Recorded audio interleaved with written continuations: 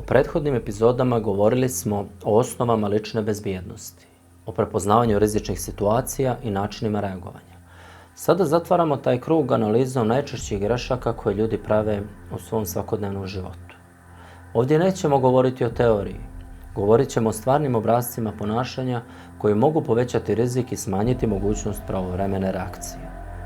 Ono što je još važnije, govorit ćemo o tome kako te greške ispraviti. Jer u većini slučajeva sam problem nikad ne nastaje iznenada. Problem se razvija kroz navike koje umanjuju našu sposobnost da primijetimo, procijenimo i reagujemo na vrijeme.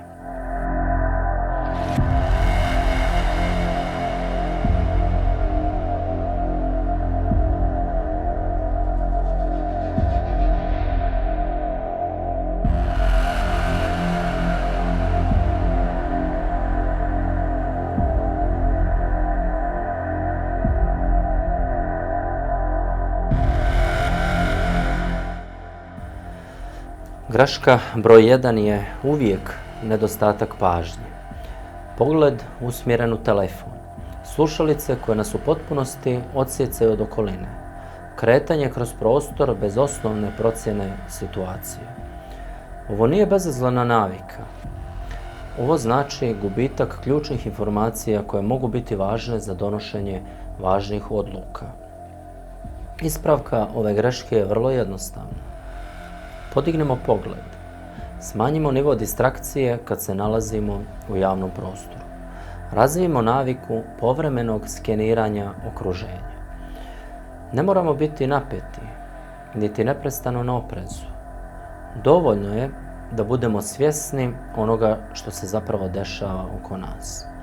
Jer pažnja nije paranoja, pažnja je informisanost.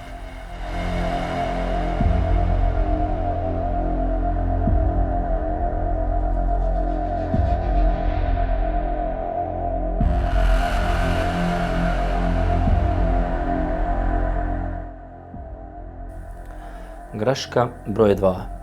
Ignorisanje onog unutrašnjeg osjećaja da nešto nije u redu. Većina ljudi prepozna da ih određena osoba, mjesto ili situacija čini nelagodnim. Međutim, taj osjećaj često ljudi pokušavaju da objasne ili da ga umanje. Vjerovatno pretjerujem, možda samo umišljam, siguran sam da nema razloga za brigu. Ali problem je što intuitivna procjena često registruje one sitne promjene koje mi u mozgu još uvijek nismo svjesno obradili. Ispravka ove greške nije panika. Ispravka je provjera. Promijenimo položaj, povećajmo distancu, obratimo dodatnu pažnju na razvoj cijele situacije oko nas. Dajmo sebi vrijeme i prostor za donošenje ključne i prave odluke. Ne ignorišimo upozorenje samo zato što još uvijek nemamo potpuno objašnjenje.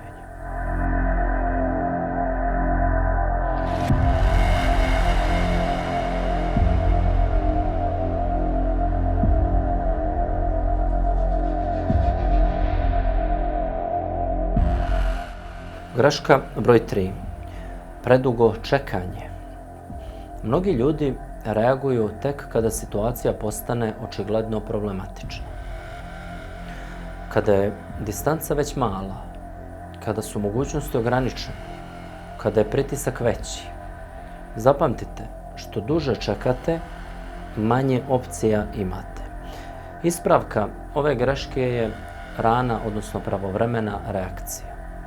Promjena pravca, ulazak u neki prometniji prostor ili prekid komunikacije koja nam izaziva nelagodu. Ove odluke na prvi pogled mogu djelovati beznačajno, ali upravo one često sprečavaju dalju eskalaciju. Rana reakcija je zapravo najjednostavnija i najbezbjednija reakcija.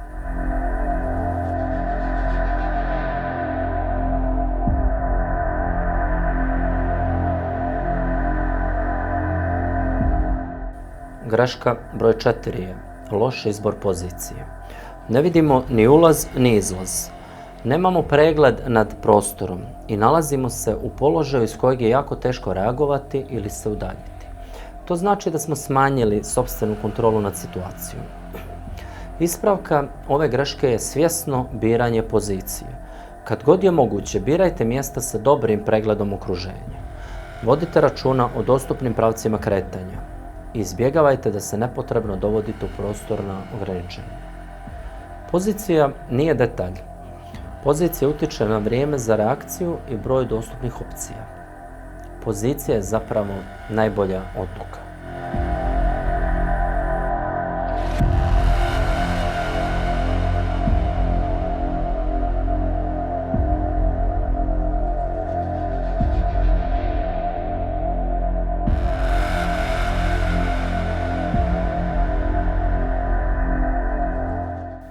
Greška broj 5.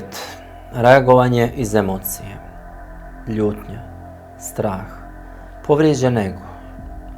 Sve ove reakcije mogu utjecati na kvalitet procjene i donošenje odluka. Pod snažnim emocijama ljudi najčešće ulaze u sve te nepotrebne konflikte, zanemaruju rizik ili donose ishitrene odluke.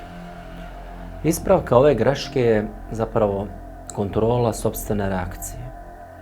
Pokušajte da napravite kratku pauzu prije nego što odgovorite. Kontrolišite ton glasa, ali i govor tijela. Usmjerite pažnju na rješenje, a ne na dokazivanje. Ne moramo pobijediti u raspravi. Važno je da donesemo odluku koja nas vodi ka bezbednijem ishodu.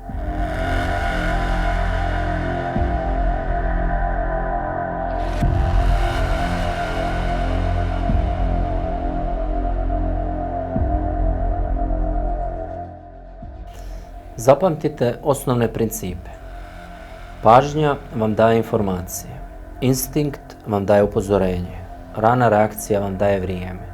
A povoljna pozicija vam daje kontrolu.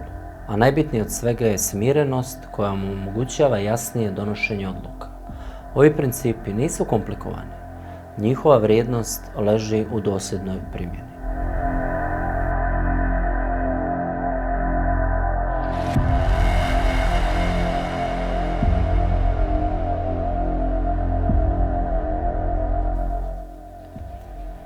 Lična bezbjednost nije jedna tehnika koju koristite samo u kriznim situacijama. Lična bezbjednost je zapravo način razmišljanja, skup malih navika, niz svakodnevnih odluka i sposobnost da prepoznate rizik i reagujete prije nego što problem postane ozbiljan.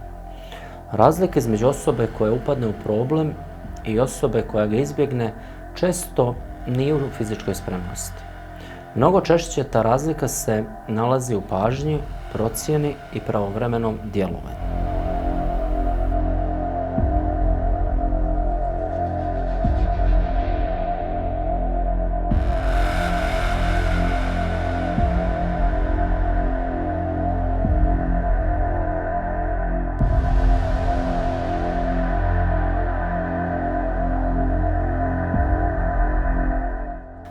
Ako ste odgledali sve prethodne epizode, možemo reći da imate čvrstu osnovu za razumijevanje principa lične bezbjednosti. Sljedeći korak će biti praksa, posmatranje, analiziranje, ali i razvijanje korisnih navika kroz svakodnevne situacije. Zapratite kanal portala Interno za naredni nivo sadržaja, detaljne scenarije, analize stvarnih grešaka, ali i naprednije principe donošenja odluka u stresnim situacijama. I zapamtite, bezbjednost nikad ne počinje u trenutku problema. Bezbjednost počinje mnogo ranije od vas i odluka koje donosite svakoga dana.